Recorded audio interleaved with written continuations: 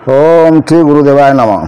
आज्ञा हे मो प्रिय सुधीवृंद समस्त तो गत अध्याय कही आसली जे अर्जुन को कृष्ण बुझाऊँ सबू से जो अजपा उपर को केमती कौन आम जा अजपा भजन कहण आउ अजपा केमती कौन या किए से अजपा तैयारी विषय आम किसी ज्ञान आहरण करवा मुझे आपण मानक अजपा विषय कही आसी तथापि आम बही देखिकी किछिटा बहीर आलोचना आम करुचे किछिटा संवाद उपर आम आलोचना करने जाऊे कौन से कहते आज्ञा जे नाद अंत्य ज्योति रूप देखिबू मोहर ओकार को धरण जे अणतास भर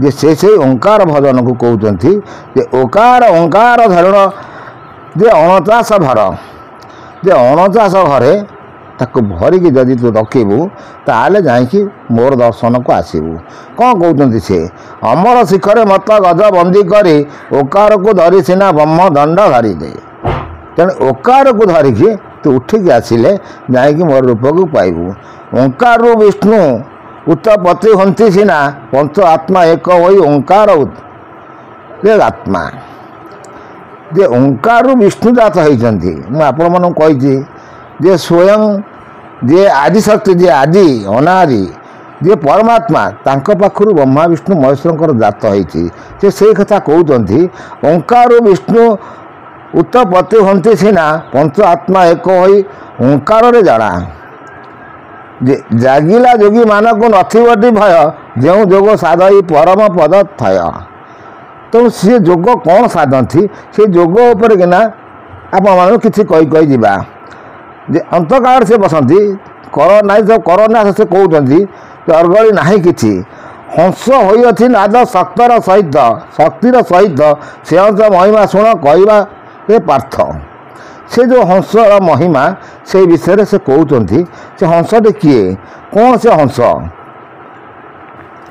जे सी कहते हंस होती नाद शक्तिर सहित से हंस महिमा शुण कहबार पार्थ पूर्व को ताहार मुख पश्चिम को दृष्टि ऊर्ध्व को ताहार देख टेकी बदन रूप राशि ओंकार ध्वनि की पार्थ शुण यही ध्वनि नथा रही उदयस्त जान से ओंकार ध्वनिटा को सी जो हंस सी छाड़े ना तेणु से कहते कौन मुख नासिकार मध्य प्राणर संगम सेठारे भजन पार्थ अजन्म अकर्म तेणु मुझे आपको नासिका हूँ तपपुर तेणु वायु को आप पर्यंत संरक्षित रखिए से पर्यंत आपण सुस्थ रही जितेबाला ताकू असुस्थता है से आपण को रोग व्याधि सब आसीगला ये सब ज्ञान मार्ग में मुझे बुझे बुझे आसी पुनरावृत्ति करुच्ची आप धीर मना मोर चैनल शेष एपिसोड पर्यटन शुणे बहुत ज्ञान अर्जन हम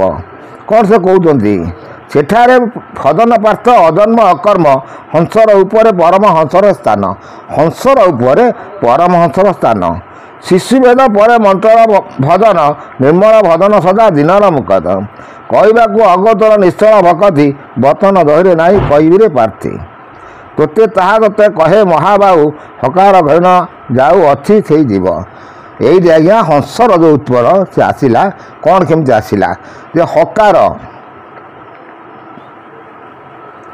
ह बोली जो क्षर अक्षर जो रखे ह आउ क्ष दीटा अक्षर उपर मुझे बुझे आसी से हकार से जाऊँगी हकार उठाऊँगी से कौन कहते जे हकार घेन एथु जाऊँगी जीव सकार घेन शक्ति होती संभव से आज्ञा हकार हंस जो हंस कहते से हंसर उत्पत्ति विषय से कहते जे हकार को यही संगे से सकार मिसिले सी हूँ हंस म को आसुअथी रा शबद पुराई मरा घेनी विजय जीवरे गोसाई यही आज्ञा पुणी आसीगले आपण मानक ज्ञान मार्ग को से धीरे धीरे कहते कौन कहते पुणी आपण मान देखी बुझाई कहवा म को आसुअथी रा शबद पुराई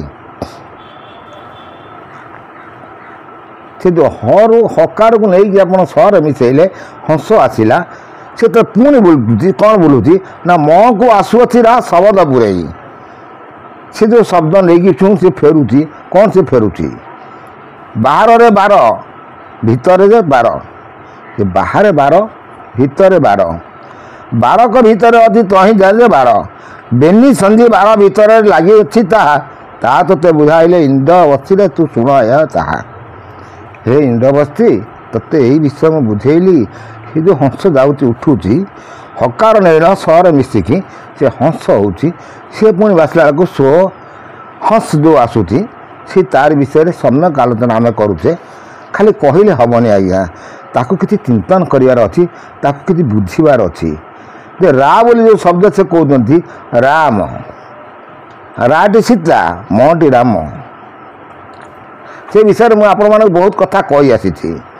ହଂସ ହଂସ ମହାମନ୍ତ୍ର ଜୀବର ଭଜନ କ୍ଷଣେ ବିଶ୍ରାମ ନାହିଁ ଭଜେ ରାତ୍ର ଦିନ। ହଂସ ହଂସ ଭଜନ ଯେ ଦୁଇ ଅକ୍ଷର ଯେଉଁ ଚାରି ଅକ୍ଷର କହୁଛନ୍ତି ସେଇ ହଂସ ହଂସ ଭଜନ ତାର ରାତ୍ର ଦିନ ଚାଲିଛି। ସେ କ'ଣ ରାତ୍ର ଦିନ ଚାଲିଛି, କେତେ ସଂଖ୍ୟାରେ ଚାଲିଛି, ସେ ବିଷୟରେ ଆମେ ଆଲୋଚନା କରୁଛେ ଦେଖିବା। ସେ ଆଉ କ'ଣ କହୁଛନ୍ତି, ଏତେ ସଂଖ୍ୟା ଭଜନ କହନ୍ତି ବେନି ହୋଇ ତୋତେ ଭଜିବାକୁ ପାର୍ଥ ବାଟ ଆଉ କାହିଁ।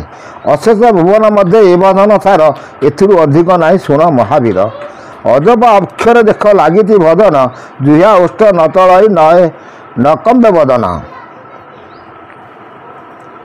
ତେଣୁ ସେ ଯେଉଁ ଅଜପା ଭଜନ ଯେଉଁ କହୁଛନ୍ତି ସେ ଜୁହା ଚଳୁନି ନା ଦାନ୍ତ ହଲୁନି ନା ବଡ଼ି ବି ଚଳୁନି, ସିଏ ତାର ଚାଲୁଛି ଅନବରତ। ସେ ସେଇ କଥାକୁ ସେ ବୁଝାଉଛନ୍ତି। ଶିର କର ମାଳା ନାହିଁ ଓଷ୍ଠ ପାଦ ଜୁହା ହଲଇ ଚକ୍ଷୁ ହ ନିଶିଷେ ତାହା। ଏମନ୍ତ ଭଜନ ପାର୍ଥ ଭାଗ୍ୟ ଥିଲେ ପାଇ ଏ ଭଜନ ପ୍ରତି ତୁଲ୍ୟ ଅଛି ନାହିଁ କାହିଁ। 888 ବେଳ ବାର ଏସବୁ କହୁଛନ୍ତି 21,600।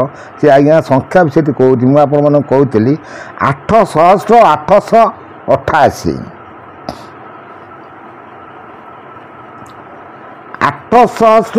888 ଆପଣ ତାକୁ ଲେଖିଦେଲେ 8ରେ 4 ଗୁଣ ଆସିବ, ସିଏ ଆସିବ ଆପଣଙ୍କୁ 32 ଅକ୍ଷର। ଏଇଠି ଆଜ୍ଞା ମହାମନ୍ତ୍ର ଯେଉଁ ହରେ କୃଷ୍ଣ କୃଷ୍ଣ କୃଷ୍ଣ ହରେ ହରେ ହରେ ରାମ ରାମ ରାମ ହରେ ହରେ ଯେଉଁ ଇଏ ଯେଉଁ 32 ଅକ୍ଷର ମହାମନ୍ତ୍ର ସିଏ ତାକୁ ସେଇଠୁ ସୃଷ୍ଟି। ସମସ୍ତେ ତ ସବୁ କହୁଛନ୍ତି ଆଜ୍ଞା, କିନ୍ତୁ ଏ ଜ୍ଞାନବାଣୀ ଆପଣମାନଙ୍କୁ କେହି କହିବେନି ସେ କେଉଁଠି ସୃଷ୍ଟି, ସେ ସେଇ କଥା କହୁଛନ୍ତି ଯେ ଭଲ ଅକ୍ଷର ସେ କହୁଛନ୍ତି ଆଜ୍ଞା। ଯେ ସଂଖ୍ୟା ଭଜନ ବେନି ହୋଇ ତୋତେ ଭଜିବାକୁ ବାଟ ଆଉ ବାଟ ନାହିଁ। ଅଶେଷ ଭୁବନ ମଧ୍ୟ ଏ ଭଜନ ସାର ଏଥିରୁ ଅଧିକ ନାହିଁ ଶୁଣ ମହାବୀର। ଅଜପା ଅକ୍ଷର ଦେଖ ଲାଗିଛି ଭଜନ ଜୁହା ଅଷ୍ଟ ରୋଲା ଗଇ ନକମ୍ପେ ବଦନ। ତେଣୁ ସେ ବିଷୟରେ ସେ କହିକି କ'ଣ ଆସୁଛନ୍ତି ନା 888 ବେଳ ବାର ଆତ୍ମଦାତ ହୁଏ ବାୟୁ ରାତ୍ର ଦିବା ହୋଇ 16 ଘଡ଼ିରେ ସେ 16 ଦ୍ୱାରେ ଭିଜେ କହି। ସୂର୍ଯ୍ୟ ଚଣ୍ଡ ଉତ୍ତର ଦକ୍ଷିଣ ନିତ୍ୟ ଫେରେ ଅର୍ଜୁନ ବୋଇଲେ ତୁମ୍ଭେ ଶୁଣ ଭଗବାନ। ଜାଣିଲୁ ତାହାର ନାମ ଅକର୍ମ ଭଜନ କେଉଁଠାରେ ସେନାମଟି ଜନ୍ମ ହୋଇଲା ଏକଥା ପ୍ରଭୁ ସଂଶୟ ମୋହର ଲାଗିଲା। ପ୍ରଭୁ ସେ ନାମ କେଉଁଠି ଜନ୍ମ ହେଲା ଏ କଥା ମୋର ସଂଶୟ ରହିଲା, ଆକୁ ଯଦି ଆପଣ ମୋତେ ଦୂରୀଭୂତ କରନ୍ତୁ। ତେଣୁ ଆମେ ସେ ବିଷୟରେ ଦେଖିବା। ସେ ଯେଉଁ 16 ନାମ 32 ଅକ୍ଷର ସେ କେମିତି ସୃଷ୍ଟି ହେଇଛି ନା 888 ଆପଣ ତାକୁ ସଂଖ୍ୟାରେ ଲେଖନ୍ତୁ। ସେ 8 ଆସିବ ପୁଣି 88ରେ 2ଟା 8 ଆସିବ। କେତେ ମିଶିଲେ ନା 32 ଅକ୍ଷର ହେଲା। 8 + 32 ସେଇଠି ଆଜ୍ଞା ମହାମନ୍ତ୍ରର ସ୍ପଷ୍ଟ ସେ କଲେ ଅର୍ଜୁନକୁ। ଆଉ ସେ ଅକର୍ମ ଭଜନ ସେ ଯେଉଁ କହିଲେ ସେ ଯେଉଁ କହୁଛନ୍ତି ସେ କଥା ପୁଣି ଭଗବାନ କହୁଛନ୍ତି। ଥିଆରି ବୋଇଲେ ପାର୍ଥ ପଚାରିଲୁ ଯାହା ଛୋତାକୁ ବକତା ଆମ୍ବେ କହୁଅଛୁ ତାହା। ନାମ ଅଟେ ଅନାମିକା ନାମ ଅଛି ଘର ଜ୍ୟୋତି ରୂପେ ନାମ ସେଇ ଠାରୁ ଯେ ବାହାର। ଆରେ ଅର୍ଜୁନ ଏ ଯେଉଁ ନାମ ବିଷୟରେ ପଚାରିଲୁ ସେ ଅଜ୍ୟୋତି ସମୁଡ଼ା, ତେଣୁ ଜ୍ୟୋତି ସେଇ ନାସାଗ୍ରରୁ ସେ ବାହାରୁଛି। ନାସା ଆଗୁ କ୍ଷରୀ ନାମ ନିଗମରେ ସ୍ଥିତ ଠୁଳ ଶୂନ୍ୟ ମଧ୍ୟ ନାମ ହେଲା ଉତ୍ତପଥ।